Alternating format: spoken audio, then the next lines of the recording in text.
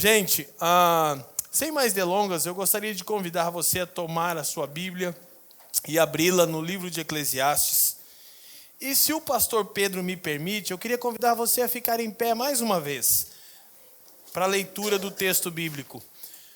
Nós temos nos esforçado em Curitiba, naturalmente para sermos fiéis à palavra de Deus, mas também para resgatarmos bons hábitos que outrora nossos pais tinham e nós perdemos. E um desse é a leitura do texto bíblico em pé. A reverência à palavra de Deus não está relacionada à nossa postura, naturalmente, mas sim à nossa obediência, mas é um ato pedagógico, tanto para nós, quanto também para os nossos filhos, amém?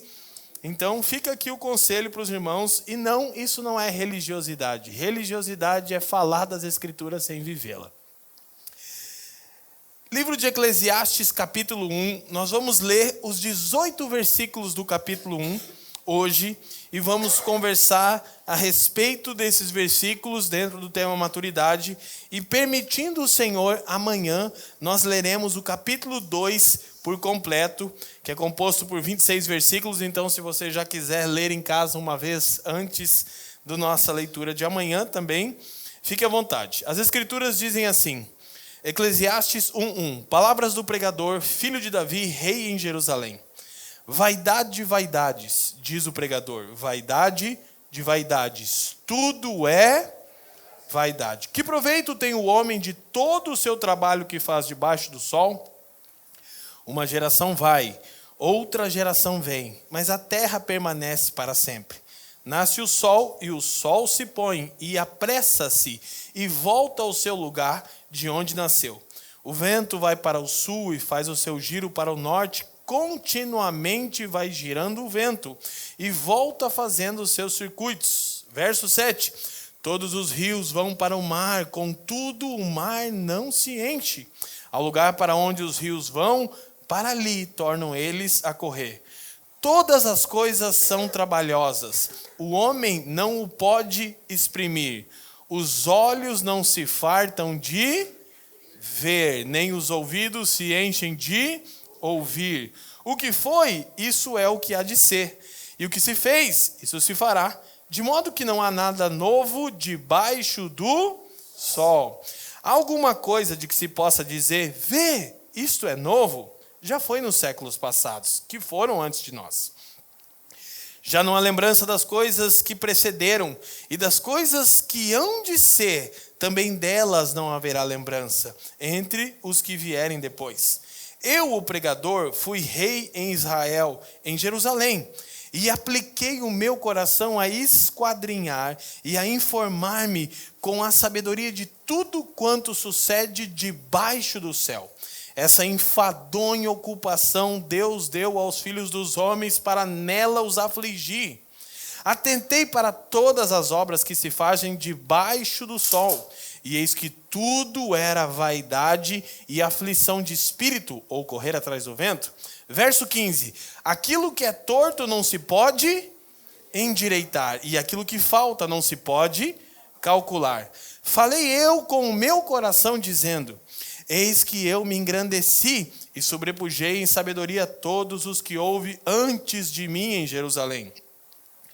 E o meu coração contemplou abundantemente a sabedoria e o conhecimento. Apliquei o meu coração a conhecer a sabedoria e a conhecer os devarios e as loucuras. E vim a saber que também isso era aflição de espírito. Verso 18. Porque na muita sabedoria há muito enfado, e o que aumenta em conhecimento, aumenta em dor. Essa é a porção da palavra de Deus para nós, amém? Toma o seu lugar, pastor Pedro já orou por mim, não farei outra oração, porque estou satisfeito com as palavras do Pedro de bênção sobre a minha vida. Gente, no ano passado, quem estava aqui, erga sua mão. Ok, quem não estava, por favor, só para que eu me situe, está meio a meio. No ano passado, se puder baixar meu microfone bastante, sem dó, irmão, eu já vou começar a gritar. Eu já falei para os irmãos que o meu sonho é ser um presbiteriano, mas no fundo eu sou um assembleiano, então... E eu tenho uma crise profunda com a minha voz, né? Que eu sei que ela é feia, não precisa ninguém me falar, e eu não tenho problema de identidade. Fazer o quê? É a voz que Deus me deu, de taquara rachada.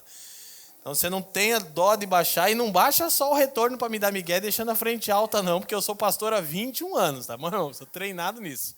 Aí, beleza. Daqui a pouco você vai ver que nem microfone precisa. Gente, nós, no ano passado, também sobre o tema da conferência Maturidade, o pastor Pedro tem insistido nesse tema, acho que ele quer que os irmãos amadureçam, né? Eu disse, numa breve reflexão, acho que no ano passado eu mais conversei acerca de alguns princípios bíblicos do que expus sistematicamente as Escrituras, como eu quero fazer esse ano. Eu disse que maturidade à luz das Escrituras é a plena consciência de nossa identidade e vocação. Repete comigo, maturidade à luz das Escrituras é a plena consciência da minha identidade e vocação, de quem eu sou e do que nasci para fazer. Então, acho que esse é um conceito satisfatório que pode ser desdobrado. O que é maturidade à luz das Escrituras?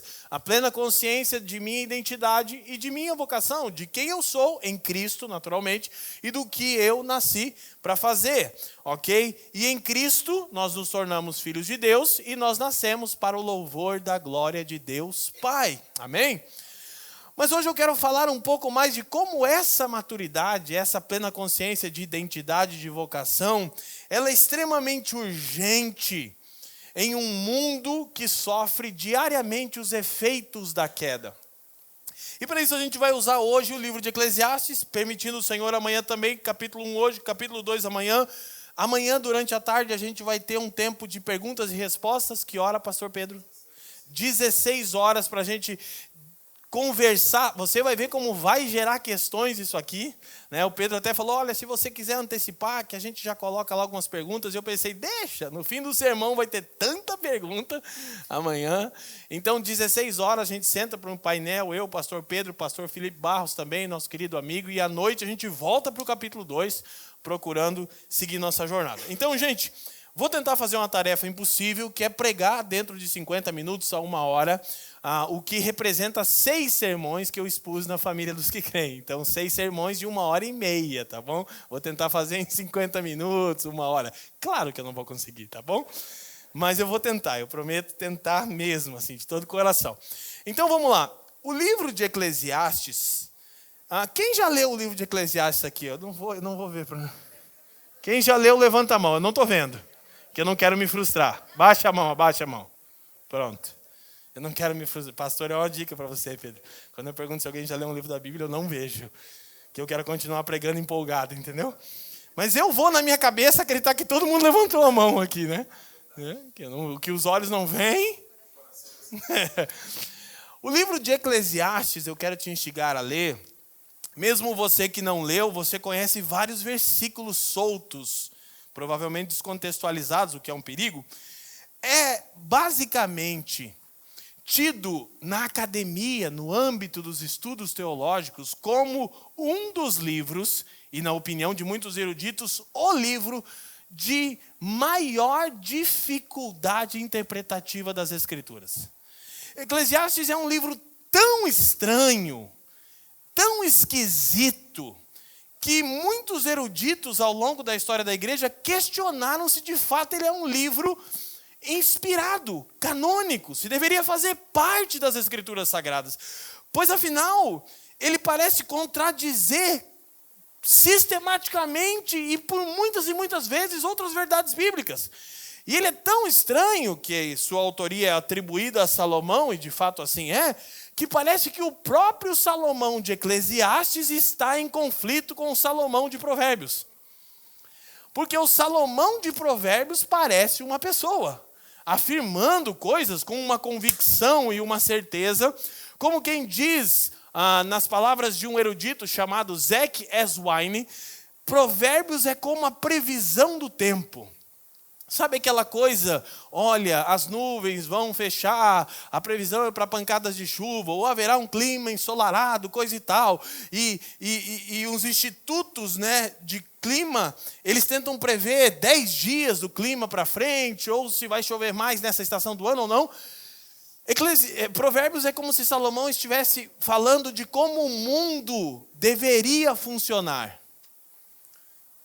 Mas em Eclesiastes, parece que é o clima real. Se Provérbios é previsão do tempo, Eclesiastes é o clima real. E eu não sei como é aqui em Vila Velha, eu acho que majoritariamente aqui é mais quente, eu sei, mas não sei como são as questões das chuvas, mas eu sei como é em Curitiba, eu como um bom curitibano. Curitiba é imprevisível. Literalmente, não é aquela coisa de gente que gosta de puxar a sardinha. Curitiba tem 4 estações do ano no mesmo dia. Coisa mais comum do mundo é isso acontecer. Então, Provérbios parece ser a previsão do tempo. Eclesiastes, o clima real curitibano, eu disse em nossa igreja local. Então, em Provérbios, Salomão está pressupondo que se tomarmos determinadas atitudes, teremos esse e aquele resultado. Provérbios fala muito, inclusive é o livro preferido dos coaches. Porque olhando para Provérbios parece, bastaria eu seguir todas essas recomendações aqui e o resultado seria esse. Mas querido, eu e você, assim como Salomão em Eclesiastes, sabemos que no chão da vida, não é bem assim. Isso quer dizer que Provérbios seria então um texto não inspirado e que não funciona? Jamais. O texto é tão inspirado quanto Eclesiastes. Porém, em Provérbios, Salomão está falando de como o mundo deveria funcionar dentro daquilo que Deus o criou para ser. Mas em Eclesiastes, Salomão está encarando os efeitos do pecado na criação e no homem.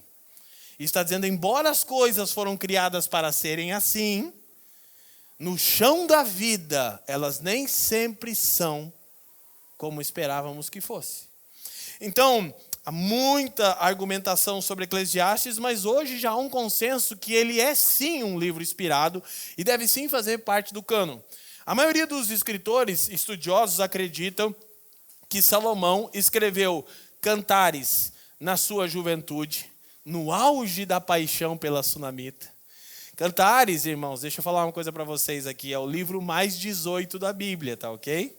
É sério, se você ainda não está na fase do casamento, deixa para estudar Cantares sistematicamente quando casar. Porque quando você for para o texto bíblico mesmo de Cantares e for interpretar, talvez você se assuste. É o livro mais 18 da Bíblia, não tem nada de imoralidade ali. Ali tudo é santo, Deus abençoando a relação de um matrimônio sem leito. Mas o Salomão está aleluiado em Cantares, tá bom? Tem uma parte do livro que eu vou só para você entender o teor do livro que eu vou te falar. Que ele está lá com a sua esposa, curtindo a vida. E em um momento ele diz que ele faz do umbigo dela uma taça de vinho. Entendeu? Se você for interpretar o texto, aí você vai falar, o menino ali era... O mistério é grande ali, né? Aleluia! Ele está vivendo a vida com sua amada. Então, não fica chateado comigo, não. É Bíblia, é santo. Sua mente que é um lixo. Deus é santo. E o sexo bem feito no casamento é coisa de Deus. Sua cabeça que talvez está poluída com porcaria. Amém? Então ele escreve na juventude Cântico dos Cânticos, a canção das canções. A gente diz lá em Curitiba que ele estava chanirau, que é um termo que eu não sei o que é, mas a gente inventou na escola isso. Sabe? Aí ele está chanirau, está tipo apaixonado, né? Provérbios, ele escreve na maturidade, na fase adulta. Mas Eclesiastes ele escreve na velhice, presta atenção, pós um período de apostasia. Então, Cantares, a juventude cheio de paixão. Provérbios, a vida adulta madura. Eclesiastes, a velhice e a experiência de uma vida de quem honrou a Deus, mas de quem por um tempo se afastou do Senhor também. Então nós vamos perceber, eu não vou conseguir expor cada um dos 18 versículos, seria uma tarefa impossível, eu vou expor por blocos, que ele vai tratar de várias coisas. Então antes que a gente chegue no texto, Eclesiastes é um livro escrito para falar de um sentimento difícil de traduzir. Depois você vai lembrar do que eu estou dizendo agora. Que sentimento é esse? A sensação que todos nós temos, que esse mundo é cheio de coisas boas e valiosas. Esse mundo é cheio de beleza, mas ao mesmo tempo ele é cheio de selvageria, de tragédia e de coisas e situações que nos acometem que nós não sabemos explicar bem ao certo o porquê das coisas serem como são. Então, Salomão está tentando explicar esse sentimento estranho de que, ao mesmo tempo que esse mundo é cheio de coisas belas e valiosas, elas não preenchem o nosso coração. E ele também é marcado por selvageria e por tragédia, ou seja, o sentimento de que o mundo tem um valor excepcional, escuta, mas que há algo profundamente errado com ele. Quando eu preguei esse sermão, e os irmãos não se escandalizem, se quiserem assistir todos os sermões, vão lá no canal da Família dos que Creem, eu tenho citado muitos artistas, músicos, pintores, filósofos. Hoje eu vou pegar leve aqui com vocês. Mas tenho citado muita música. E quando eu falo que Salomão está tentando explicar que esse mundo tem valor excepcional, mas de que há algo muito errado com ele, não sei você, mas eu sou rapidamente levado para a canção de Erasmo Carlos, que dizia: quem espera que a vida seja feita de ilusões. Se você conhece a letra, você vai perceber que é bem o que Salomão está dizendo.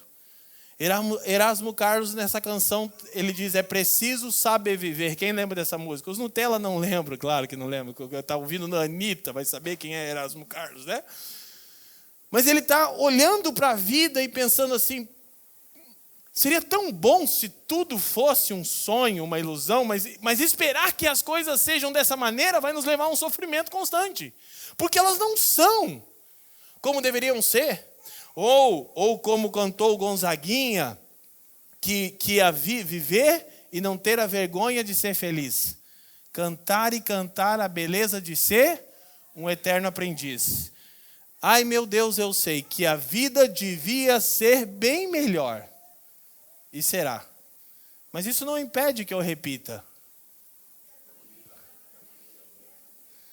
Então você vai perceber que, por vezes, os poetas, músicos, artistas, sejam eles cristãos ou secularizados, eles conseguem captar isso. E na maioria das vezes eu diria, Pedro, que só a arte consegue fazer isso. Muita gente não entende canções que usam licença poética. Ou seja, elas não necessariamente precisam ser coerentes com a estrofe anterior. Elas só afirmam as coisas como elas são. E Eclesiastes é totalmente Salomão dizendo: eu sei que o que eu disse parecia que daria resultado. Assim, assim, assim. Mas agora eu estou dizendo que o resultado não é bem o que era esperado.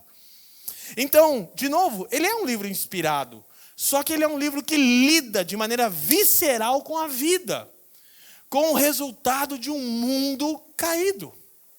Então a gente vai perceber aqui em vários textos.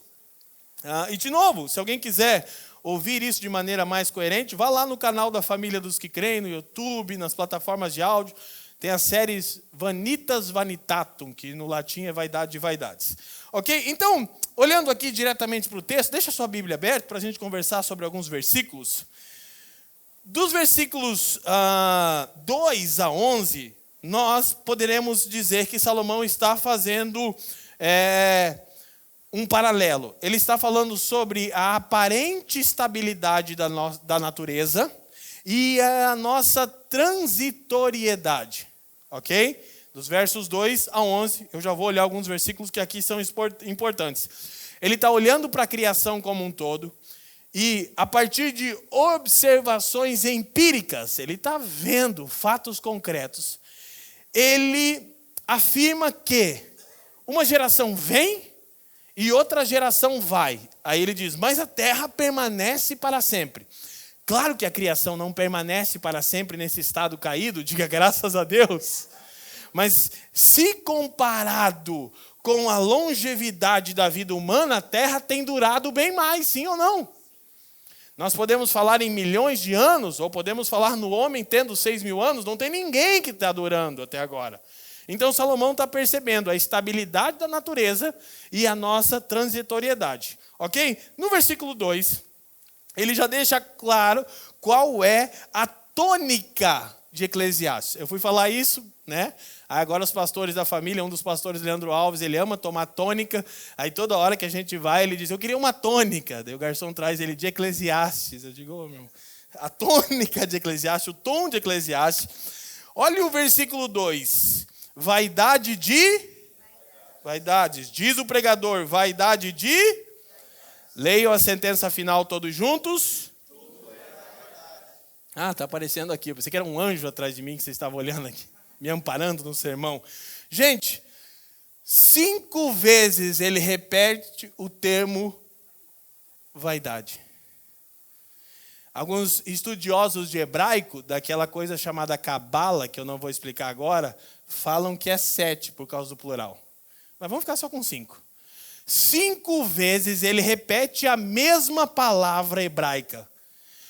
Inclusive, se esse texto não for interpretado corretamente, ele vai sugerir algo que Salomão não estava tentando dizer. Vaidade de vaidades, diz o pregador, vaidade de vaidades, tudo é vaidade. Se tudo é fútil, como a gente tende a interpretar a vaidade, por que ele continua escrevendo o livro? Então esse livro também é vaidade, cara. Se tudo é vaidade, cara, fica quieto, cala sua boca, você não tem nada a dizer. Mas tem uma coisa curiosa, ele se apresenta como o pregador. No hebraico, correlê, o termo é aquele que reúne a assembleia. Inclusive, só um parênteses, uma das razões pelas quais os eruditos lutaram com a canonicidade do livro de Eclesiastes, Pedro, é porque em momento nenhum Salomão usa o nome pactual de Deus, Yahweh ou Yahvé. Coisa que não é comum nos escritos veterotestamentários. Ele não usa o nome pactual de Deus. Ele chama Deus de Deus. Isso não é comum para um judeu. Ok? Mas Salomão está na postura do arauto da raça humana. Ele está falando a prole adâmica. A mensagem de Salomão é missional. Ela ultrapassa as fronteiras de Israel. Salomão não está falando apenas da aliança pactual de Deus para com Israel, como era comum no Antigo Testamento, ou de alguma parte ou termo da aliança que Israel tenha quebrado. Salomão tem uma mensagem para todos os filhos de Adão. Por isso ele se apresenta como correlê, o pregador. O livro começa como quem diz, filhos de Adão, reúnam-se, eu tenho algo a dizer.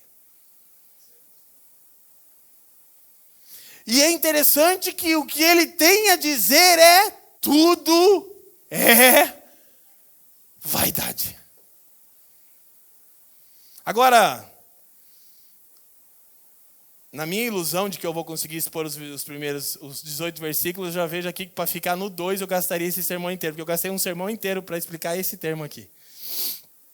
Mas vai dar tudo certo. Presta atenção. Algumas versões, talvez você tenha aí, por exemplo, a nova versão internacional, que é uma boa versão, a NVI, ela traduz por inutilidade, se não me falha a memória. Quem tem essa versão aí? Tudo é inútil, é isso? Outra versão, fora vaidade, quem tem aí? Isso para nós. Qual é a sua versão, meu irmão? O que ela diz? Tudo é o quê? A última. Olha só. Fala de novo, por favor. Que grande ilusão, que grande inutilidade, nada faz sentido. A NVI diz tudo é inútil. Alguém mais tem outra versão, fora a vaidade? Eu acho que elas vão... Pode ir. Ah, a versão... Como diz aí? Inutilidade. Futilidade, obrigado. Olha só. Embora o termo hebraico tenha espaço para futilidade, ilusão e inutilidade, não é o foco de Salomão. A palavra vaidade, a gente fala, a pessoa é vaidosa, né? É alguém que se arruma. O Pedro seria vaidoso, né? Que ele é arrumadinho, né, gente? Né? Não, ele é feio, mas ele se arruma bem, é diferente. É igual eu, é um bonitinho que a galera fala, né? O que é um bonitinho aqui? Um feio bem arrumadinho, ele é bonitinho. Quer dizer, se arruma direitinho, né? Mas fazer o quê? A cara é só a vinda gloriosa de Jesus que resolve, Pedro. Eu já aceitei isso. Só a ressurreição do corpo. Olha só, digam amém os irmãos feios aí. Graças a Deus, na ressurreição você não vai ser assim, irmão. Porque coitado de mim ter que viver a vida eterna inteira com você desse jeito. Então, olha só. Gente, brincadeira, essa parte eu não tenho tempo, né? Ainda o cara fica contando piada. Mas estou feliz de estar aqui. Então, olha só. O termo vaidade no hebraico é revel. E essa palavra transliterada é H-E-B de bola E-L. Rebel, mas se lê revel. Revel não é necessariamente ilusão, inutilidade ou futilidade. Revel é neblina, névoa, sombra. Isso faz com que entendamos do que Salomão vai falar ao longo do livro inteiro. Quando olha para toda a ordem criada, seu funcionamento e para a vida do homem, Salomão diz: tudo é como neblina. E aí é interessante por quê? Porque a palavra é melhor traduzida por névoa, vapor, neblina, por duas razões. Primeiro, eu já vou chegar lá no ponto que é central aqui, mas primeiro, a neblina, aqui eu acho que não é comum ter neblina, né? Mas em Curitiba é. Inclusive, nesse período de tempo que a gente vai entrar agora de inverno, gente, tem dias ao cair da noite ou bem cedo pela manhã que não se enxerga 3 metros à frente em Curitiba. Fica... Não é piora, daí ela reflete, quando você liga o farol alto, ela reflete a neblina, aí que você não enxerga nada. Então, duas coisas da névoa, da neblina, que Salomão está colocando aqui. Primeiro, ela é transitória. Ela é passageira. Da maneira com a qual ela aparece, preste atenção, tão logo ela se dissipa. Então, o que Salomão quer dizer que o resultado que ele chegou da sua observação empírica da criação e da vida do homem, já vou dar a chave que eu ainda estou segurando. Não, é para a gente chegar lá. É que a primeira coisa que ele tem para dizer é que é transitório. Então, o que ele está dizendo não é que tudo é... Pode deixar o texto para mim, por favor. Que tudo é inútil. Que tudo é fútil, ou que é uma ilusão. Ele não está dizendo isso. Ele está dizendo que tudo nesse mundo é passageiro, é transitório. Mas a segunda característica da neblina nos leva a entender melhor ainda as argumentações que são ao longo do livro inteiro, mas tem coisas complicadas aqui.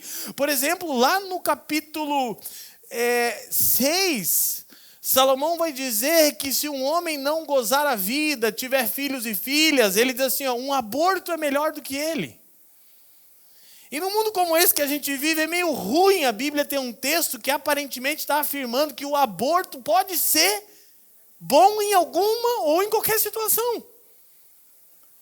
Mas obviamente que Salomão não está amparando isso. Mas se o livro não é entendido corretamente, você pode dizer, mas a Bíblia está dizendo que tem casos que é melhor um aborto. Não é o que Salomão quer dizer. Salomão está dizendo o segundo aspecto da neblina. A neblina não só aparece e se dissipa rapidamente, meus irmãos. A neblina ofusca, intrinca a visão. De maneira que muitas vezes eu e você estamos contemplando a realidade ao nosso redor, ou fatos que nos acometeram, E é como se a gente estivesse olhando densa neblina, ou seja, é intrincado. É difícil de explicar. Quer que eu te diga só uma coisa? Há 3 anos atrás eu enterrei meu irmão mais velho, que estava 9 dias na geladeira do IML de Balneário Camboriú como indigente. Após 38 internamentos, vítima do crack. Quer que eu te diga o que é intrincado para mim? Primeiro, Cristo me resgatou da mesma situação há 25 anos atrás. E eu tenho clara convicção que entre eu e o Du não há diferença nenhuma. Segundo, eu tenho pregado o evangelho a milhares de jovens do Brasil e no mundo. Alguns dos quais, ao ouvir o evangelho dos meus lábios, foram libertos instantaneamente da droga. Na ponta do caixão do Du, eu disse para o Senhor, eu vi muito rosto de jovem livre. Você sabe que eu queria só ter visto um. É difícil de explicar. Alguém poderia me dizer, e aí, pregador, está valendo a pena? Como eu disse para mim mesmo naquele dia. Senhor, não sei. Mas depois eu me volto para as Escrituras e encontro aqui a razão das coisas serem como são. Isso necessariamente resolve a angústia do meu coração? Mas aí eu vou lá para o fim das Escrituras. E leio o Apocalipse 21. E o versículo 4 diz, lá não haverá mais choro, nem pranto e nem dor. Então, ainda que, conseguindo entender à luz das Escrituras, porque as coisas foram como foram, para o Du, para minha mãe, para mim, e ainda que não conseguindo arrancar de mim o sentimento que por vezes me vem, não vale a pena viajar para Vila Velha, passar um fim de semana inteira pregando, sexta-noite, sábado à tarde, sábado à noite, domingo de manhã, domingo à noite, e voltar para casa, porque seu irmão faleceu. Mas aí eu me volto para a esperança e digo, Senhor, mas meu coração aguarda ansiosamente seu glorioso retorno. E aí então eu fico com aquela angústia, mas eu ergo a minha cabeça e prego o evangelho. Então, isso eu estou testemunhando para os irmãos, não para que se compadeçam de mim, sim, para que orem por mim, pela minha casa, mas para que entendam que a gente precisa aplicar o evangelho no chão da vida. E muitas vezes, se não todas elas, tudo que nós teremos, é o que as Escrituras dizem, e fatos que nós ainda não conseguimos pegar. Que é como o autor de Hebreus vai falar sobre aquilo que ele chama de nuvem de testemunhas, a gente chamou de heróis da fé. Eles perseguiram algo que parece que eles nunca alcançaram. Então, se voltando para o texto, vaidade é revel, é neblina, vem, então logo se dissipa, intrinca a visão. Sabe quando você está numa manhã de neblina ou numa noite, você olha à distância, você vê algum movimento vindo lá, aquilo é um tanto enigmático, você fala, não sei se é uma pessoa, um carro, uma moto, de repente é um ônibus inteiro, mas parece um vulto. Então a vida sua e minha, por vezes é assim. Então Salomão está destacando duas coisas. Aí no versículo 3, ele faz uma pergunta retórica, que ele vai responder mais lá no capítulo 2, a gente vai para ela amanhã. Mas ele diz assim, que proveito tem um homem de todo o seu trabalho? Com que se afadiga, leiam todos juntos a expressão. Debaixo do sol. Essa é a expressão chave para entender o que Salomão está compartilhando com a gente. As duas expressões chaves de Eclesiastes, revel, neblina, e debaixo do sol. O que Salomão está fazendo é considerando a vida de uma perspectiva tão somente horizontal. Lá para o meio / fim do livro, você vai ver Salomão colocando Deus na jogada. E explicando o que ele vai levar vários capítulos para deixar claro o que ele quer dizer. Ou seja, ele está dizendo mais ou menos assim, dito de maneira simplista para sintetizar meu argumento. Olha, eu passei um tempo vivendo como se tudo que existisse fosse o que eu posso ver debaixo do sol. E o que Salomão tem a dizer para nós é: isso é vaidade. Entendeu? Tudo que eu fiz e construí, tudo, e amanhã a gente vai ver. Olha, se você não sabe, eu vou te dar um spoiler. Salomão foi o cara mais rico de toda a história do mundo. E tem gente que acha que não, amanhã eu vou dar uns dados para vocês. Tipo, como o dado já extraído de 1 Reis, capítulo 10 e 11, de que o alimento que se servia na mesa de Salomão, reinado durou 40 anos, na mesa dele, só na mesa dele, eram necessário de 35 a 40 mil pessoas para consumir o que se servia na mesa de Salomão. Só para você ter ideia. É dito que a prata e o ouro se tornaram, amanhã eu vou explicar isso, pega essa dica aí, tão comum que os pavimentos das ruas de Jerusalém eram de pedras preciosas. Te lembra alguma coisa? Só vou deixar aqui, ó. Deixa para amanhã que nós vamos conversar. Aí no mundo onde alta performance, milhares e milhares de dólares, o Bitcoin, disso aqui Salomão entende. E ele tem uma coisa a dizer aos tubarões das criptomoedas. Aqueles que entregam a sua vida por grandes empreendimentos ou na busca desenfreada do prazer. Mas esse é o tema de amanhã. Primeiro ele vai construir o raciocínio. E aí ele diz duas coisas. Primeiro, pergunta retórica: que proveito tem o homem de todo o seu trabalho? A palavra proveito no hebraico é lucro. Salomão está pressupondo o seguinte: ninguém trabalha visando prejuízo. Ou alguém aqui nessa noite trabalha para ter prejuízo. Diga aleluia. Só para ver se ninguém vai querer. Cara, por que você está trabalhando? Porque eu quero ter prejuízo. Eu quero me lascar. Eu quero que dê tudo errado e uma desgraça se acometa ao meu trabalho. Sim? Não. Salomão faz uma pergunta retórica. Ele está dizendo: que proveito tem o homem de todo o seu esforço? A pergunta é retórica. De uma perspectiva horizontal, é nenhum. Agora, trabalho tem pelo menos duas maneiras de ser entendido em Eclesiastes. Primeiro, trabalho como atividade laboral que visa o lucro daquele que a realiza. Mas trabalho também fala do fardo que é existir nesse mundo.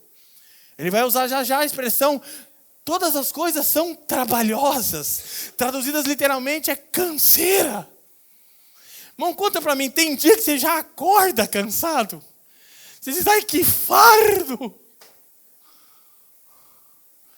Sabe, por vezes, quando nós adotamos uma perspectiva materialista, que já eu vou explicar, a gente está tão dominado pelo espírito da época, Pedro e Nicole, que a gente está sentado, celebrando. O que a gente está celebrando aqui, gente? A gente não está primordialmente celebrando 3 anos da igreja, porque ela tem 2000 anos. A razão de estarmos aqui é essencialmente o que o pastor Pedro disse no começo, numa oração que talvez pouca gente percebeu. Deus tem reunido o seu povo. E isso é uma coisa incrível. Na verdade, talvez é a coisa mais milagrosa que está acontecendo nessa noite em Vila Velha. O fato de que Deus segue salvando pessoas, ou seja, atuando na história, ou seja, que nós não estamos sozinhos aqui. E eu não vou ter tempo hoje, mas na série eu tenho dialogado com os filósofos. Com Nietzsche, Sartre, Simone de Beauvoir, Albert Camus, Arthur Schopenhauer.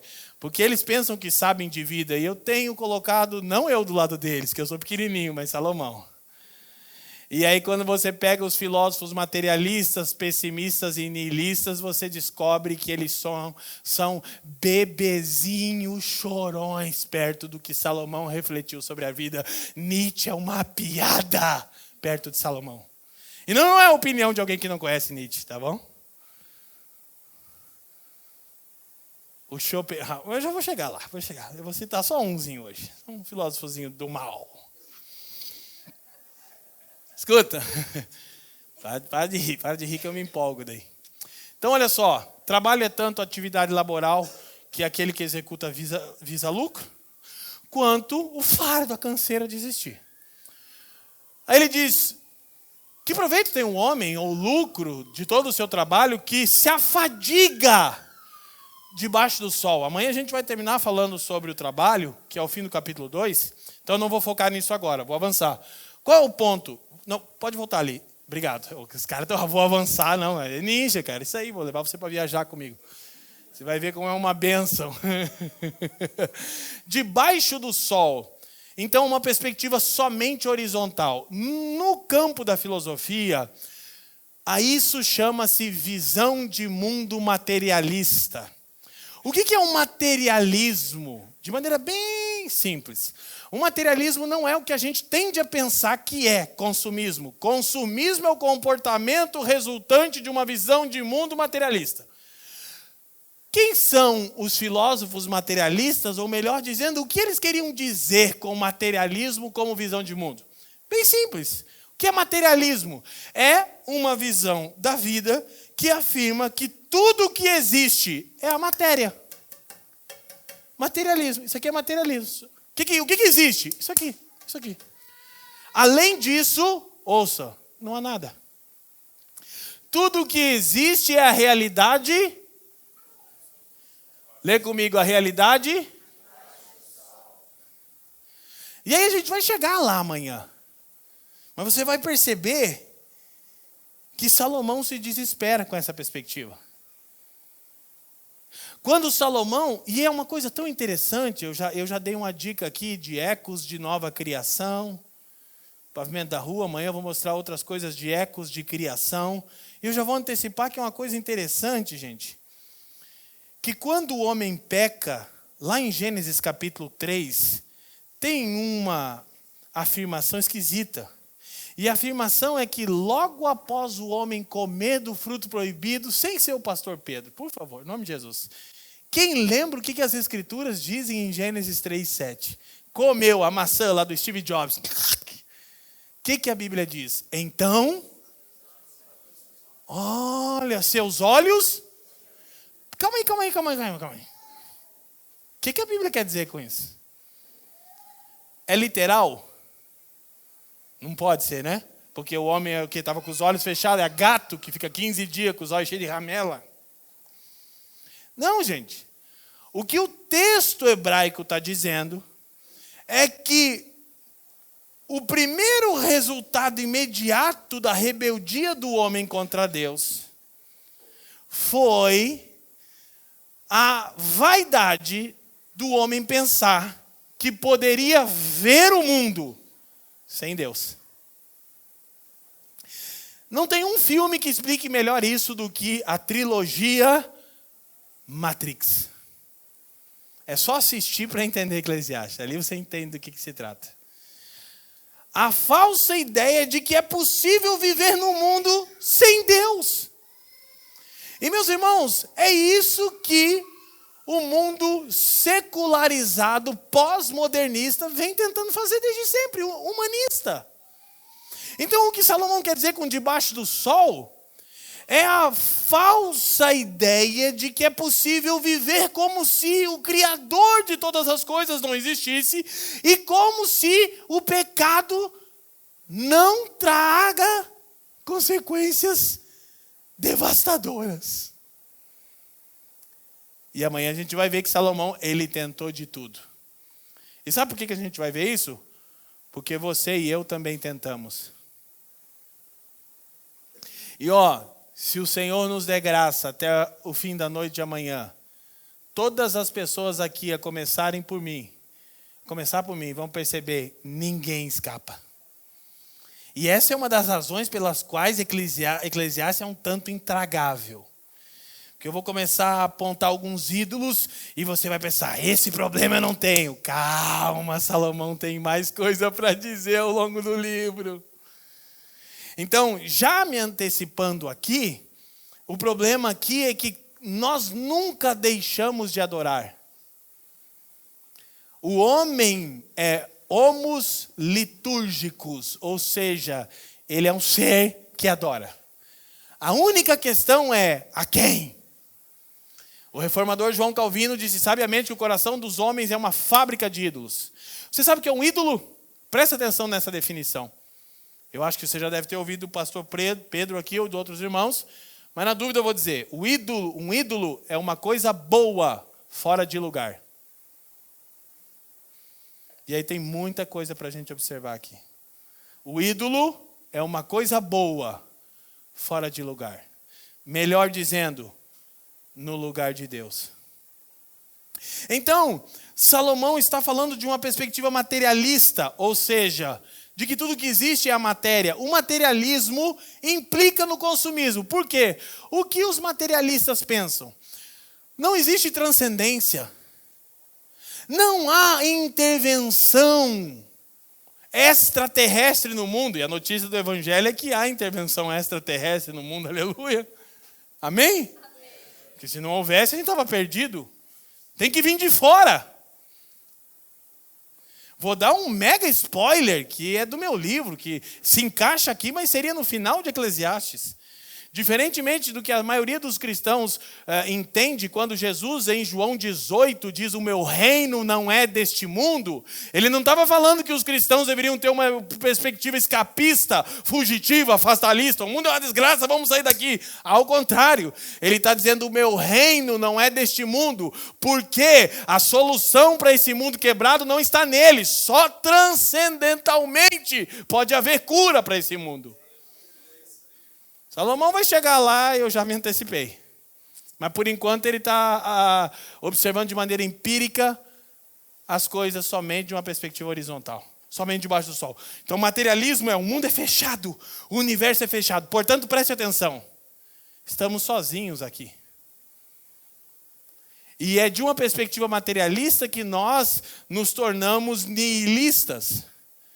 O grande propagador da visão de mundo nihilista, o nihilismo é uma visão de mundo, da palavra latim nihil, nada, que Nietzsche é o que ficou famosinho. A ideia é a seguinte, não existe nada, não há sentido algum, como aparentemente traduziu aí a sua versão, erroneamente. Ilusão, tudo é migué, deu ruim, volta que deu ruim. O Nietzsche dizia, não tem nenhum sentido na existência. E você nem deveria estar perguntando por sentido, mas sabe uma coisa interessante que termina o capítulo aqui? É que todo ser humano, até o mais ferrenho nihilista, ele está debaixo do que Salomão diz que é um fardo que Deus colocou aos homens, de uma investigação constante para entender o sentido da existência. E Salomão disse, isso é uma punição de Deus ao homem. Deus nos aflige dessa maneira, porque o homem, por mais, até um niilista que quer dizer que ele não quer pensar na vida, ele está pensando constantemente no sentido de existir. Porque isso Deus impôs aos filhos dos homens. Mas antes da queda era prazeroso. Depois da queda se tornou penoso. Você lembra que a árvore no centro do jardim que Salomão comeu era chamada de árvore do conhecimento. Então ele vai justamente terminar o texto dizendo que quanto mais eu sei, mais triste eu me sinto. Gente, ele começa a sua busca, eu já fui lá na frente. Ele vai tentar em várias áreas encontrar sentido para a vida debaixo do sol. Mas eu quero voltar com vocês e ir focando nos pontos que eu considero ser centrais aqui. Preste atenção. Então, a perspectiva horizontal, debaixo do sol, significa que abraçamos uma vida materialista, o universo é fechado, não há transcendência, não há redenção, nós estamos aqui sozinhos, não viemos de lugar nenhum, não vamos para lugar algum, não há sentido de estar aqui, houve uma explosão e uma ameba virou um macaco e agora é você, irmão. E tem hora que o Salomão parece que ele está concordando com Darwin, porque ele vai dizer, lembra-te, homem, és pó, e ao pó tornarás. Aí você fala, meu Deus, Salomão desviou. Por isso que alguns não entendem bem o teor de Eclesiastes, porque não entendem que Salomão está falando de como as coisas eram de uma perspectiva materialista. O materialismo, olha para mim, é que produz o comportamento consumista. Porque se não há nenhum sentido para além daqui, se não há Criador, portanto não há juízo, também não há propósito. Por que eu estou buscando sentido para a existência? Não tem propósito nenhum. E aí, essa visão de mundo pessimista, ela é difícil de viver até para os filósofos pessimistas. Como eu já estou aqui me antecipando, eu vou entrar nessa aqui, depois eu vou voltando aqui no texto. O texto vai encaixando naquilo que eu estou afirmando. Olha só, o pensamento preponderante da pós-modernidade, ele está embasado nessa visão de mundo materialista, de universo fechado, sem transcendência, estamos aqui sozinhos. O niilismo é muito difícil de encarar. É muito ruim de encarar o niilismo. Tanto é que o Nietzsche enlouqueceu. E aí pouca gente conta isso. Alguns atribuem isso a uma possível doença venérea que ele teve. Mas o fato é que o Nietzsche passou os últimos 11 anos num sanatório, assinando as cartas como Jesus Cristo. Isso não conta na faculdade. Sabe por quê? Porque ele literalmente tomou uma postura de negar todas as coisas, enlouqueceu. Aí depois do Nietzsche, outros caras, que também têm uma base materialista de mundo, somente debaixo do sol, eles tentaram dar uma melhorada nessa coisa ruim demais, pessimista demais. Filosofia pessimista. O Nietzsche ainda tinha umas ideias que ele dizia que não era tão pessimista, não vou entrar nisso aqui, se você conhece um pouquinho, fica tranquilo que eu estou ligado. Mas agora não me interessa. Eu vou pregando Jesus Cristo, né? Não Nietzsche. Mas deixa eu até falar uma coisa. Mas, pastor Leandro, por que falar de Nietzsche, de niilismo, de existencialismo? Para que isso serve? É porque é assim que o mundo da nossa época pensa. Ah, mas eu não me interesso. Fica tranquilo, seus filhos vão lidar com isso.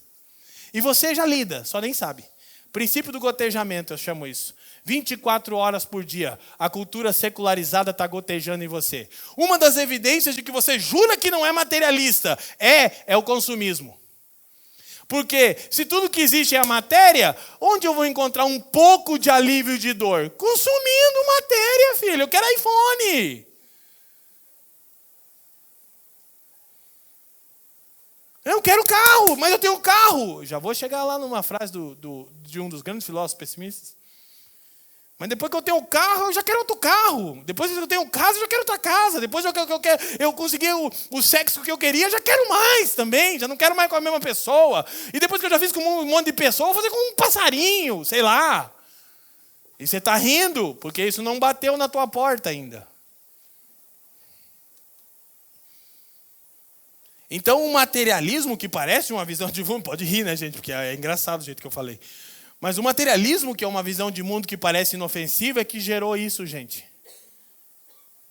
É gente querendo casar com um cachorro.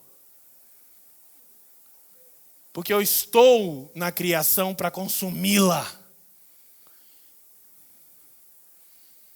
E tem um monte de crente que, então, eu sempre digo, quando eu falo sobre as estruturas filosóficas que formam o pensamento pós-moderno, que ignorar as estruturas filosóficas que formam o pensamento dessa sociedade não te imuniza frente a esses pensamentos, só te torna mais vulnerável porque você nem sabe que está lidando com isso e, em muitos casos, já sucumbiu a essa visão de mundo. Quem aqui pode dizer 100% livre do consumismo? Quem aqui consegue ter a disciplina espiritual básica de quando você quer trocar de celular, você dizer para você precisa mesmo de um novo celular?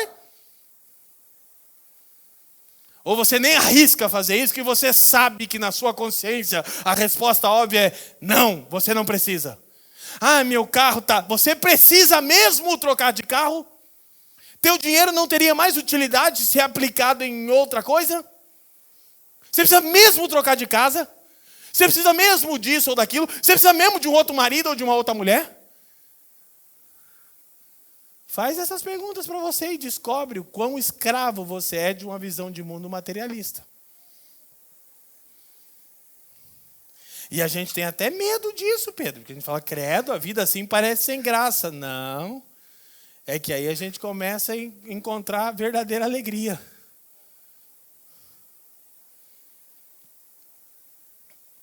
Então calma, a gente vai chegar lá, se a gente suportar chegar até o fim do capítulo 2 amanhã.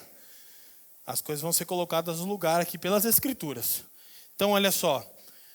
Essa visão de mundo nihilista, fruto do materialismo, de que não há sentido em nada porque o universo é fechado e tudo que há é matéria e não há nada para além desta vida, e tampouco transcendência ou redenção, não estamos esperando por nada, é tão ruim que enlouqueceu os pensadores essenciais como Nietzsche. Então, os discípulos de Nietzsche deram uma melhorada no nihilismo, que é o existencialismo, que é o nihilismo 2.0.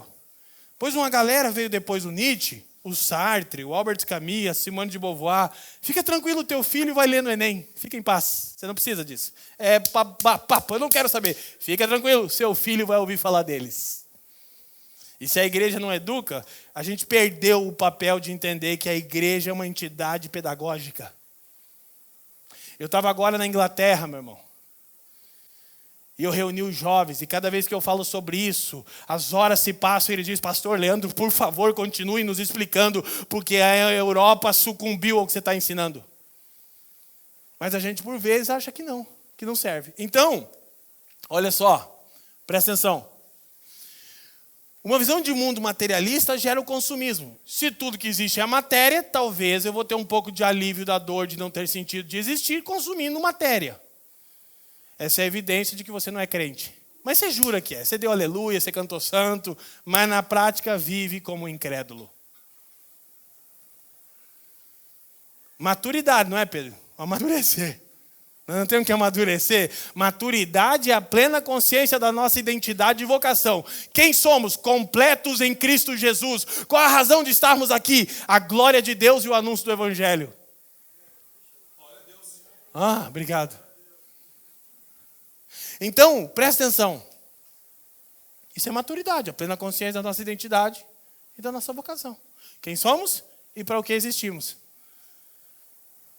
O materialista diz, somos ameba, poeira cósmica e existimos para consumir. É simples. E sabe o que é mais legal? É que assim, eu não sei, porque eu não sou o pastor de vocês como Pedro é. Mas convivendo uma semana com cada um, eu já digo aqui quem é nihilista e quem não é. É doloroso, irmão. É doloroso. Eu vou até dar um salto lá na frente. E eu vou dizer que a coisa mais revolucionária que você pode fazer em dias como estes, ouça, é submeter-se a uma comunidade cristã que vai te arrancar disso todas as semanas e dizendo... Para com essa loucura. O domingo, como o dia do Senhor, é o dia da semana onde nós paramos e dizemos para um mundo materialista: Cristo foi levantado dentre os mortos e mudou para sempre como as coisas são no espaço e no tempo e ressignificou a nossa vida. De maneira que eu não estou dizendo que todas essas coisas que eu mencionei agora são má em si mesmas, porque isso é gnosticismo. Eu estou dizendo que todas essas coisas têm que ser colocadas aos pés de Cristo para então ser desfrutadas da maneira certa. A Apple é uma bênção se é o serviço do reino. Eu tenho até compaixão dos irmãos que usam Android. Vou orar para os irmãos. Vou fazer uma fila aqui quem usa Android no final, que eu vou tirar de você essa coisa ruim. Sai agora! Então, antes de me acusar de franciscanismo, escuta, respira, volta para as Escrituras. Vai até o capítulo 2, calma, lá no final do capítulo 2 vai ter uma reviravolta incrível. Ele termina a primeira sessão no fim do capítulo 2, depois ele volta para os argumentos. Eu ainda vou entrar e pregar o capítulo 3 com a igreja, eu vou até dezembro ou fevereiro pregando Eclesiastes lá em Curitiba. Vai bastante tempo. Imagina, dá para entender por quê, né? Porque eu estou no versículo 3. Eu levei 2 semanas pregando o versículo 1 que diz: palavras do pregador, filho de Davi, rei em Jerusalém. Olha só, isso é para você ver a riqueza das Escrituras. Não a minha capacidade e nem a minha erudição, mas o quanto as Escrituras respondem às mazelas e às inquietações dessa geração. É só botar lado a lado, mas daí tem que conhecer, né? Então, vou tentar avançar, porque a gente vai sintetizando em blocos. E também, se eu não conseguir ir no capítulo 2, eu fico só no 1. Amanhã a gente volta para 1, pode ser? Prestem atenção. Então, o desafio que nós temos é permitirmos que as Escrituras nos mostrem quais são os ídolos que nós erigimos em nosso coração. Coisas boas que estão no lugar que não deveriam estar. Então lá está Salomão na sua busca. Aí ele começa a sua observação empírica. Olha lá, agora sim o versículo 4. Eu nem expliquei direito o 3, mas vamos já para o 4, senão não acaba nunca. Olha só. Puder trazer mais um guardanapinho, eu te agradeço, Nick. Eu molhei tudo aqui. Geração vai e geração vem, mas a terra permanece para sempre. Primeira coisa, ele olha para o homem. Primeira coisa que ele tem a dizer sobre o homem. Revel. Gente vem, gente né, vem e gente vai, ou vice-versa, você que escolhe. Reinos se levantam, obrigado querida, e reinos caem.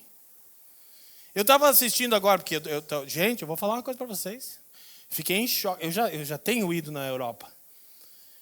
Mas agora eu fiquei em choque, Pedro, porque eu fiquei 15 dias na Inglaterra. E, gente, parecia que eu estava na Arábia. Meu filho de 13 anos falou, pai, isso aqui não é Manchester? Eu digo, parece a Arábia, né, filho? Parece Meca, né? 9 em cada 10 pessoas na rua são muçulmanas. Troço assustador. A Fran me mandou um dado agora. Eu ia pregar, ela mandou para mim. Olha isso, amor. O nome mais registrado na Inglaterra esse ano. Mohammed. Eu, que gosto de futebol, estava lá tendo um tempo de comunhão com o Alisson Becker, nosso goleiro da seleção brasileira. Fui lá no Anfield, vi o Mohamed Salah, peguei o autógrafo dele. É o único Mohamed que eu gosto, né? O cara diferenciado, né, cara? Diferenciado. Tirou fotinha comigo, falei, eu e ele no ataque, vocês iam ver. Mas Deus me chamou para o ministério.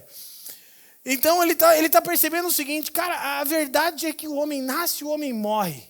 Mas a terra permanece para sempre. É mais ou menos, Salomão. Da observação empírica de Salomão, a conta é a seguinte, a criação, a terra dura mais que o homem.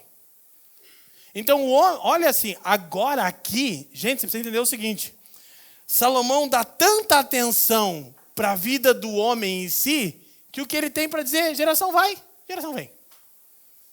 Nossa, você que se acha tão importante. Hoje existe, amanhã morreu. E ele vai dizer lá embaixo, e ninguém nem vai se lembrar. Salomão vai dizer no versículo 11 uma coisa que você não está pronto para ouvir. 2 coisas você tem que ter certeza depois que nasce. Primeiro, você vai morrer. Segundo, você será esquecido. Corra, Salomão, obrigado. É o coach do fracasso. É o palestrante desmotivacional. Você vai numa palestra do Salomão, você cai em depressão. Ai, meu Deus, calma, Salomão está construindo um raciocínio. Ele diz exatamente isso, gente. Olha só. Olha o versículo 11. Pula lá, corta para 18, depois volta aqui. Olha o verso 11. Já não há lembrança das coisas que precederam. E das coisas posteriores também não haverá. Memória entre os que hão de vir depois. Meu irmão, Salomão está dizendo, gente, eu tenho que dizer uma coisa, você tem que ter 2 certezas. Primeiro, você vai morrer. Segundo, você será esquecido. Me diga aqui, não precisa falar o nome, mas levanta a mão. Quem sabe o nome de todos os seus tataravós? Levanta a mão. Levanta a mão quem sabe, de todos. Nenhuma pessoa levantou a mão. Seu futuro. Uns 10 anos depois de você morrer, você ainda vai ser um porta-retrato.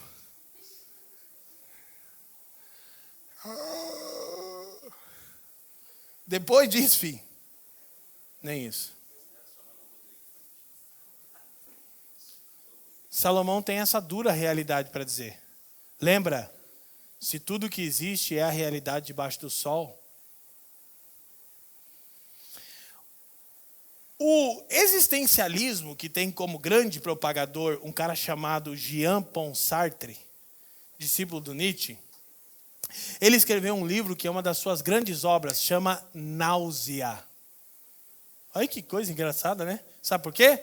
Porque é o resumo da observação empírica do Sartre da criação. O Sartre escreve um romance para dizer que ele observou a vida do homem. Resultado, ele sentiu náusea. Uma sensação estranha de não faz sentido.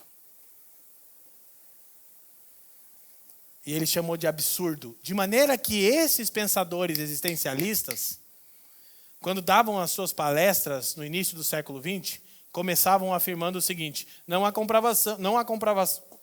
comprovação de que o suicídio seja a resposta. Sabe por quê? Porque milhares de alunos se suicidavam posteriormente às suas palestras.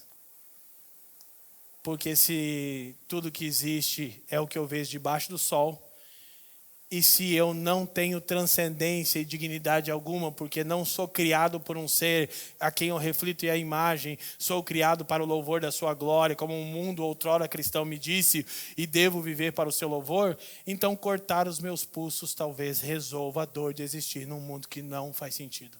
Mas deixa eu te falar, é por isso que eu citei muito Renato Russo. Eu sempre cito nas minhas pregações. Um dia eu preguei sobre pais e filhos e uns irmãos se escandalizaram no Rio de Janeiro. Eu não sei porquê. Eu mandei projetar a música no telão e preguei sobre ela. E se eu fizesse aqui, você ia ser muito abençoado. Porque uma das grandes músicas, todo mundo aqui conhece. O refrão diz assim, como é que diz o refrão? Não, esse já é, o refrão é preciso amar as pessoas como se não houvesse o amor. Estou desviando tua igreja, Pedro. Porque se você parar...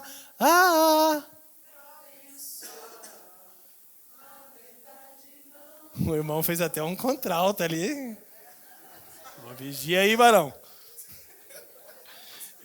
Gente, olha só. Essa canção, por exemplo, é fruto da observação empírica do Renato Russo do mundo. É uma canção sobre uma menina de classe média alta em Brasília que se suicidou ao jogar-se da janela do 5º andar do apartamento dos seus pais ricos. E o que ele diz é: nada é fácil de entender. Antes de você julgar, Renato Russo diz: calma, eu vou te contar uma história. Então, sabe o que os artistas são? Filósofos, músicos, poetas? Eles são barômetros da sociedade. Eles percebem o clima cultural e eles compõem, pintam e escrevem sobre isso. Por isso que eles viralizam. Eu estava falando muito sobre isso uns anos no Brasil, eu não vou me ater aqui. Eu quero ir sintetizando o que eu estou conseguindo o texto aqui, mas enfim. E aí alguém me mandou um vídeo, eu falei: olha que bênção esse vídeo. Que é de 1994, do Legião Urbana no programa Livre. E a galera começa a gritar: pais e filhos, que é o nome da música. E o Renato Russo começa a xingar palavrões, extremamente nervoso. E ele diz: pelo amor de Deus, vocês não entendem que essa música é sobre suicídio? E de repente ele esquece que ele começa: eu estou expressando uma coisa que eu sinto. E a galera fica tipo: parem de pedir para mim cantar essa música. Como é que Renato Russo terminou a vida? Pai tentou negar, fãs negam, mas a mamãe, na primeira entrevista, disse: meu filho se matou. E depois falaram para ela: não conta essa versão. E ela disse: não, é que eu estava muito... Mentira, ele se suicidou por inanição. No auge da glória do Legião Urbana. A gente cantou Rodolfo Abrantes aqui, meu amigo pessoal, que uma vez me contou uma história sobre o Chorão, Charlie Brown Jr., antes de ele se matar. Mesma coisa. E talvez você não saiba, mas eu vou te falar um dado assustador. 1 em cada 3 adolescentes de famílias evangélicas no Brasil já considerou suicídio. Eu disse 1 em cada 3 de famílias cristãs. Eu sou pai de um adolescente. Por causa do princípio do gotejamento. E eu não estou propondo aqui uma visão monástica da vida. Vamos comprar um sítio em Garapari, plantar alface e se isolar do mundo. Não é isso que Salomão tem para dizer. E vamos todo mundo se vestir de saco de batata e ser humilde. Não, já tentaram isso na história, não deu certo. É porque alguns pensam que a resposta é essa, e não é. Mas deixa eu ir concluindo alguns dos argumentos que eu quero, para a gente não exceder muito tempo, que já estamos aqui, literalmente, no limite do nosso tempo para hoje. porque temos mais tempo amanhã. Continua o texto, eu vou explicando ele. Depois amanhã, se eu considerar necessário, eu volto no capítulo 1. Levanta-se o sol e põe-se o sol e volta ao seu lugar onde nasce de novo. O vento vai para o sul, faz o seu giro para o norte, volve-se e revolve-se na sua carreira e retorna aos seus circuitos. 7. Todos os rios correm para o mar e o mar não se enche ao lugar para onde correm os rios, para lá tornam eles a correr. O que Salomão está fazendo? Salomão foi um exímio cientista. O texto de 1 Reis diz que Salomão era conhecedor de tantas matérias humanas que ele sabia explicar o isopo, que é um mato que nasce entre o concreto. Mas isso 4.000 anos atrás. Ele sabia dizer por que nasce mato no concreto. Estamos falando de alguém, e ele está olhando a criação, e de uma perspectiva debaixo do sol, Pedro, ele está dizendo, cara, que monotonia, não tem sentido em nada. O sol nasce, o sol se põe, depois ele volta a nascer, depois ele se põe, o vento vem do sul, faz a curva do norte, ele volta, os rios correm tudo para o mar não enche, ele diz, meu Deus, que loucura. Agora escuta. Você está bom no gatilho aí. Eu já vou aqui, porque eu preciso começar a pregar o evangelho no final da mensagem, né? Porque isso aqui parece uma palestra pessimista. Mas calma, que a mensagem vai terminar amanhã. Porque pode ser que o Pedro fale, cara, você falou tudo menos o evangelho, né? Olha o que o Salmo... quero acertar o versículo 104, versículo 9 diz. Depois a gente vai no 19. Salmo 104, 9.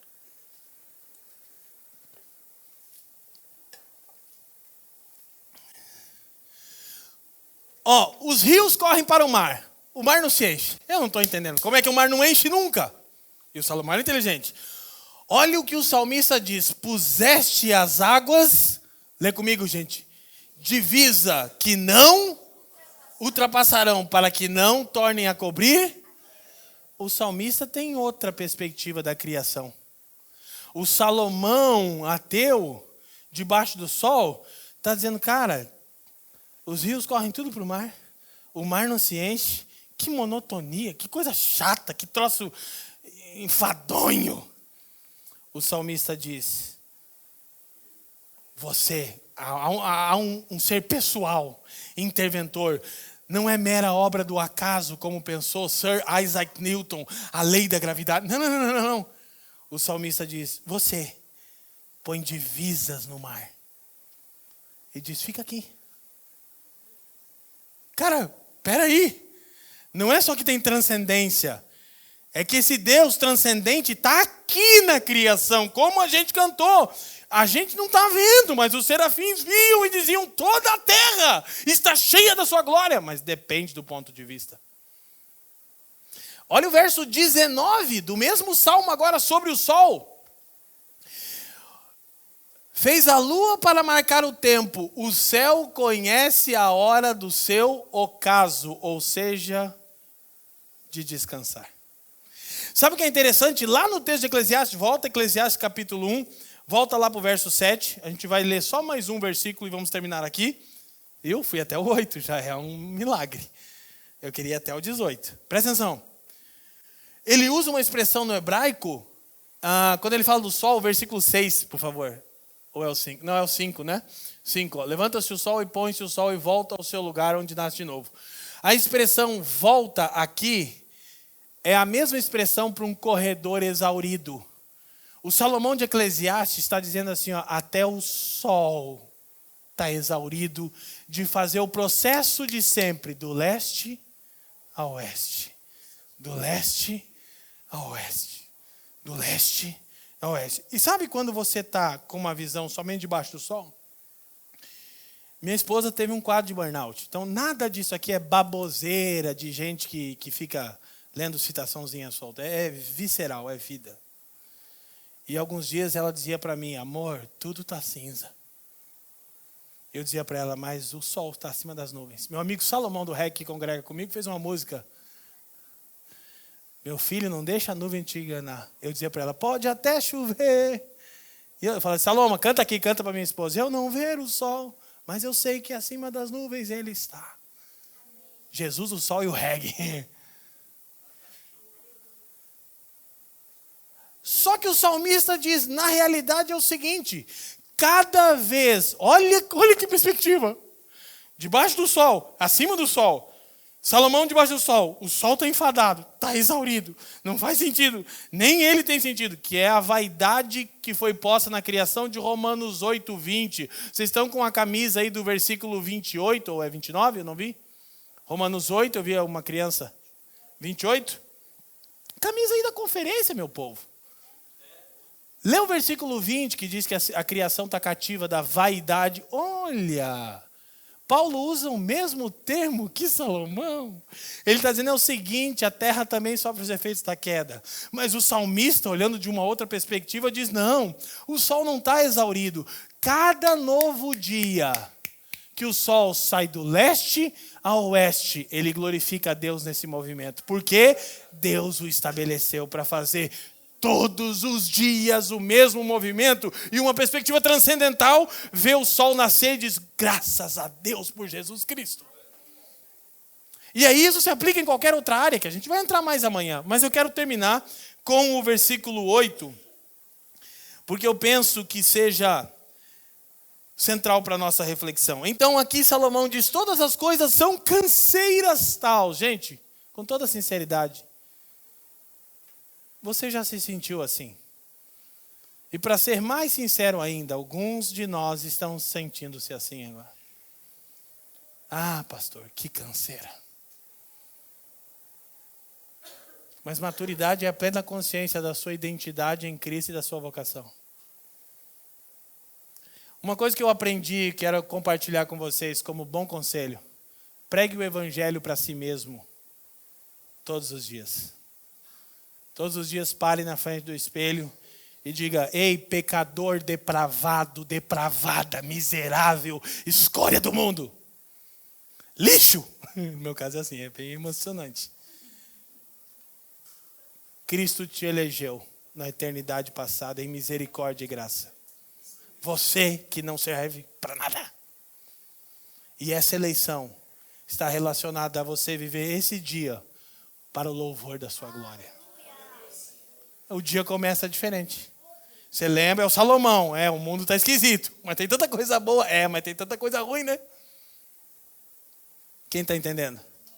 Então, ele diz que ninguém pode exprimir, e esse é o ponto, os olhos não se fartam de ver, nem se enchem os ouvidos de ouvir. E eu vou terminar aqui, mas eu quero pontuar uma coisa que é central. Não é tudo que eu tenho a dizer, tá bom? Amanhã nesse mesmo bate-horário, nesse mesmo bate-canal. Mas eu acho que o ápice da nossa reflexão de hoje está nesse ponto. Por quê?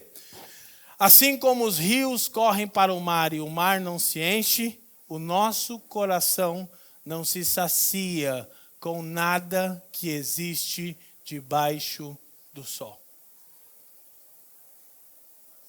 Vou dizer de novo. Assim como todos os rios correm para o mar, mas o mar não se enche, o nosso coração não se sacia com nenhuma coisa debaixo do sol.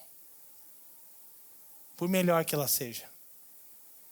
E amanhã a gente vai entrar nas coisas que Salomão tentou de maneira existencialista. Ele experimentou, ele não ficou na conjectura, ele disse, eu vou fazer, vai que está nisso.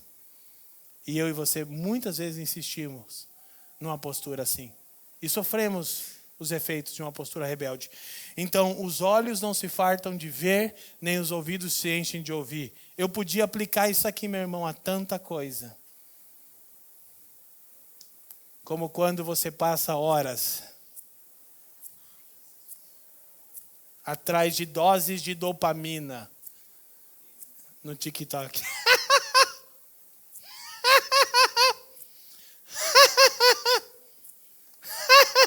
Sabe o que me lembra? O filme do Coringa. É como um The Walking Dead.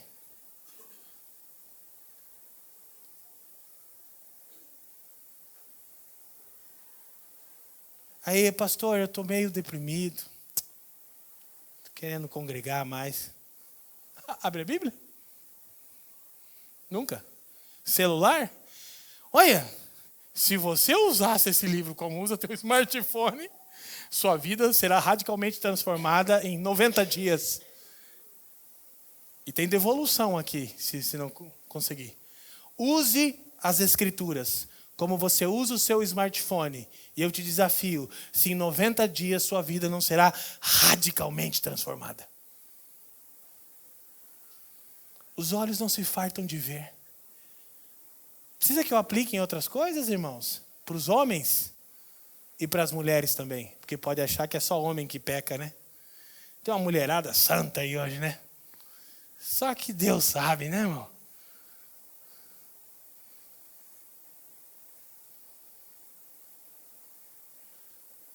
Entrega seu smartphone aí para a gente ver a média de uso semanal. Rede social.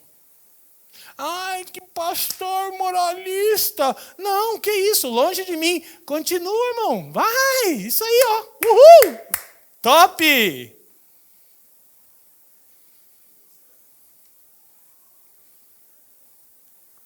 A propaganda é a alma do negócio, meu irmão.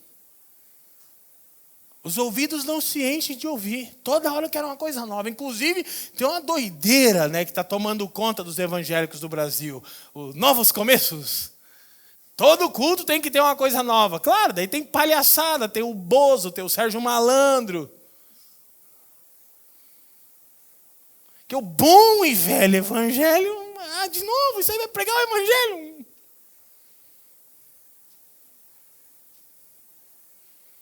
É toda hora uma coisa. Você viu?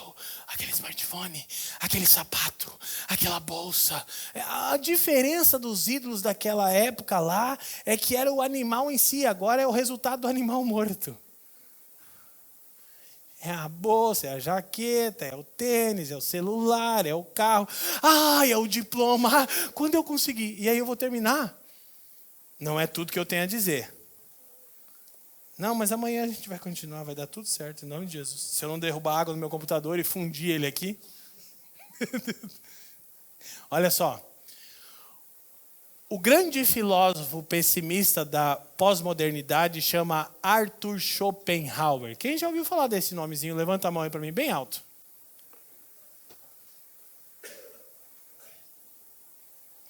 Ele tinha uma frasezinha que é muito certeira. E eu tenho dito o seguinte, os filósofos materialistas, eles são exímios em diagnosticar patologias sociais. Então, você quer entender o drama de uma sociedade? Leia Nietzsche. Você quer entender a angústia da geração pós-modernista? Leia Schopenhauer, Sartre, Camus e Se Limitada. Só que você quer abraçar o desespero? Fique só nessa leitura. Agora, você quer entender qual é a saída para tudo isso? Leia as Escrituras. Mas pode ler o Nietzsche se você ler a Bíblia. Pode ler o Schopenhauer? Pode. Você lê a Bíblia, né? E não pode? Pode e deve, eu diria. Paulo chega em Atenas citando os filósofos dos caras. No problem. E lembra, isso aqui não é mera pose acadêmica para mostrar que eu decorei. Pastor Pedro sabe, eu tenho a 7ª série do colegial. Passei minha adolescência fumando crack. Não fiz teologia. Fui expulso da igreja que eu me converti. A maior editora do Brasil lançou meu livro agora. Eles queriam botar no selo acadêmico que eles criaram. Pastor, quais suas graduações? Seu livro vai para o Editora Vida, maior editora cristã do Brasil. Seu livro vai para o selo Vida Acadêmica. Eu digo, 7ª série. O diretor falou, né? Fala a verdade. Ele disse, 7ª série. Falei, pastor, não, sério. Você pode enviar os diplomas? Eu, não tenho.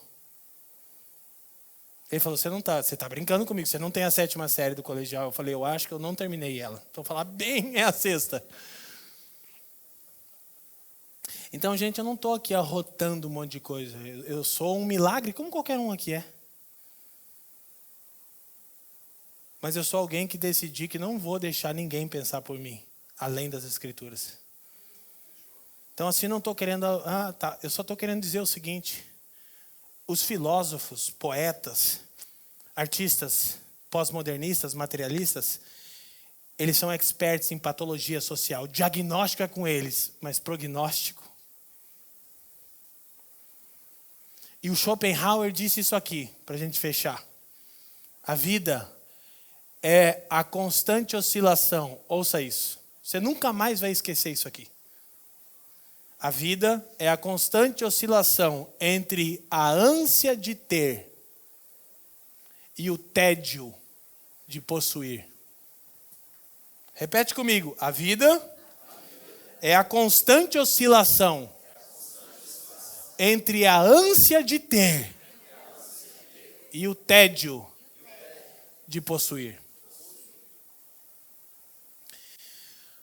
Analisando a existência do homem pós-moderno, Schopenhauer disse: a vida do homem se resume no anseio que ele tem inerente à sua natureza de ter.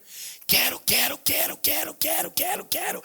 carro, quero dinheiro, quero sexo, quero droga, quero rock and roll, quero. Quando eu possuo, o tédio de possuir não me completou. Agora eu vou tentar demais, eu vou tentar em outra coisa. Por quê? Porque assim como os rios correm para o mar e o mar não se enche, o nosso coração não se sacia com nada que há debaixo do sol. O bispo de Hipona, um dos pais da igreja, Agostinho, disse: tu nos criastes para ti, e é somente em ti que encontraremos descanso. Então sabe o que é maturidade? É entender que a quietude para a sua e para a minha alma está em estarmos aos pés de Jesus. E saímos do ciclo de ânsia de ter, tédio de possuir. Aí o iPhone 20, o iPhone 1000, o iPhone 50. Sou crente, vamos mudar o mundo. Porque eu, no caso, não estou caindo na sua. Não, pastor, é que eu preciso de um carro melhor. Uma casa, mais diploma, mais viagens. Eu vou testemunhar positivamente, que provavelmente poucas pessoas assistam esse sermão aqui no canal, né? E eu não vou publicar para ninguém assistir, nem sei se vai para o canal. Há meses atrás, o goleiro da seleção brasileira me mandou uma mensagem no Instagram. Ô pastor, estou te ouvindo. Eu olhei lá, Alisson Becker. Falei, olha, deve ser fake, só pode. O Brasil ia jogar na minha cidade, eu tinha acabado de comprar os ingressos, Pedro. R$900 os ingressos, se eu soubesse. Falei, pastor, você não quer vir aqui no hotel da seleção para nós trocar uma ideia? Eu falei, tem que ver minha agenda, né, rapaz? Não é bem assim. Dá uma segurada. Hein, Pedro? Tô acabando, mas eu que vim mais longe. Jogou aonde, né? Quase que eu falei para ele. Só que deixa eu contar uma coisinha para vocês entenderem. Eu como qualquer, ou pelo menos da minha geração, né? Isso mudou, tá tudo bem. Mas eu como qualquer cara nascido em 82, seleção canarinho, que eu sonhava em ser quando eu era criança? Óbvio, né? E o meu filho, Benjamin, de 13 aninhos, é goleiro. Ele quer ser goleiro. E daí, de repente, o goleiro do Liverpool, campeão da Premier League, a liga mais difícil do planeta, domingo passado, e da seleção brasileira, o melhor goleiro do planeta em 2019, fala que ouviu o evangelho da minha boca, está radicalmente impactado e quer me conhecer. Aí eu olho para o meu filho e falo, vamos no hotel da seleção? Ele, você vai? Porque ele sabe que o pai dele jamais ia ficar lá embaixo. Nunca. Eu falei, vou, porque a gente vai estar lá com eles e tal. Sabe, né, filho? Vini Júnior, aquela... 25 centavos, né?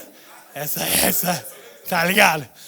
Aí ele sabe que o pai dele é zoeiro, ele falou, pai, você tem problema na cabeça? Eu falei, eu tenho, mas também Deus sai das coisas.